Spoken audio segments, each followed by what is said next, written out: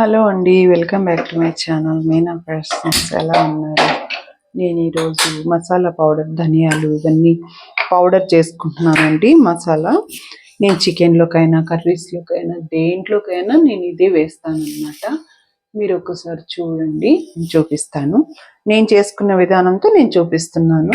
నేను వెరైటీకి ఏం stove on చేశానండి, ఇది పెట్టాను. ఇవి నాకు 6 ఉన్నాయండి ఇలాంటివి. నేను వీటిలోనే ప్రతిదీ చేస్తానన్నమాట. ఎందుకంటే మనకు అడుగు భాగంలో మందంగా ఉంటాయి కదా, ఏది మాడకుండా నీట్గా చాలా బాగుంటాయి అన్నమాట. క్విక్గా వస్తుంది ఏది వండినా కూడా. అందుకే ఇప్పుడు ధనియాలు వేస్తున్నానండి. ఫస్ట్ మెంతులు వేస్తున్నానండి, ఎందుకంటే ఇవి కొంచెం టైం పడుతుంది కదా.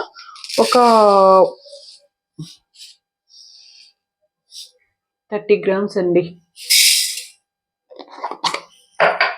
ఇది ఫస్ట్ వేగాక మళ్ళీ ధనియాలు వేస్తాను.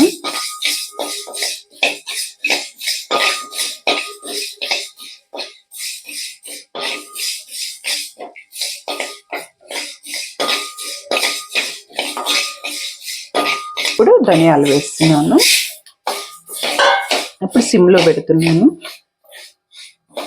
ఎందుకంటే మాడకూడదు, స్లోగా వేయించుకోవాలి. అప్పుడే మసాలా టేస్ట్ వస్తుంది.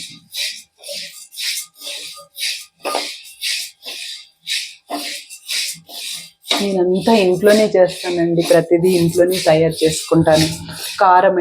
కారం అంటే ఊరు నుంచి వస్తుంది. ఇప్పుడు ఇది ధనియాలు మాత్రం పౌడర్ నేను ఇంట్లోనే తయారు చేస్తాను.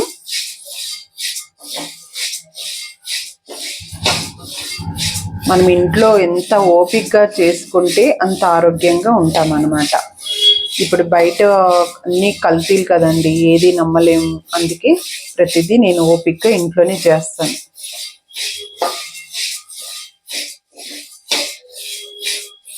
ఇప్పుడు కొంచెం హైలో పెడతాను.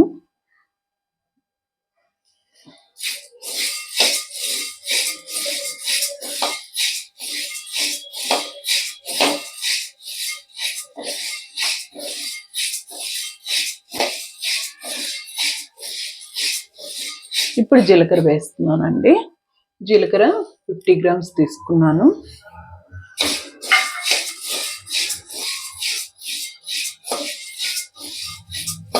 ఆవాలు కూడా వేస్తారండి, కానీ నేను ఆవాలు వెయ్యను, టేస్ట్ మారిపోతుందని.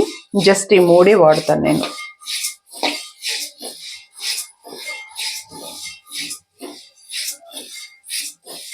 ఇలా కదిపిస్తూ ఉండాలండి, లేకపోతే మనకి మాడిపోతాయి కిందవి.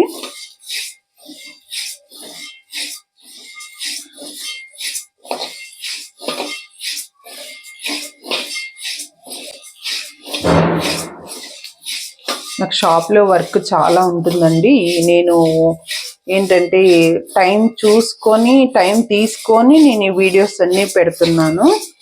అక్కడ స్టిచ్చింగ్ చేసినవి కూడా పెడదాం అనుకుంటున్నాను, కాకపోతే చాలా తక్కువ పెడుతున్నాను, టైం కుదరట్లేదు.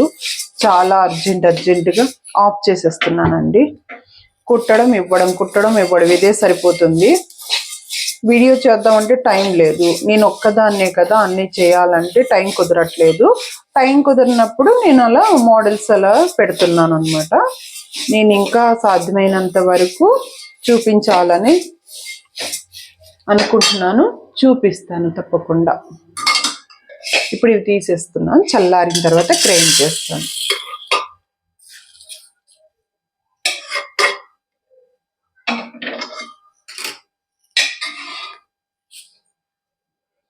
ఎంత మంచి వాసన వస్తుందో చూడండి. ఇది చల్లారిన తర్వాత మళ్ళీ నేను గ్రైండ్ చేసి చూపిస్తాను పౌడర్. ధనియాలు చల్లారిపోయాయండి. ఇప్పుడు ఇది మనం గ్రైండ్ చేద్దాము.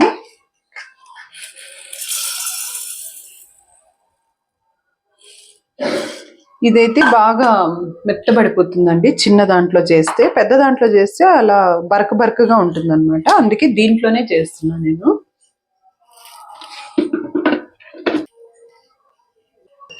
ఇప్పుడు ఇదంతా ఈ సీసాలో వేస్తానండి. ధనియాల పౌడర్ సీసా ఇది, బాటిల్.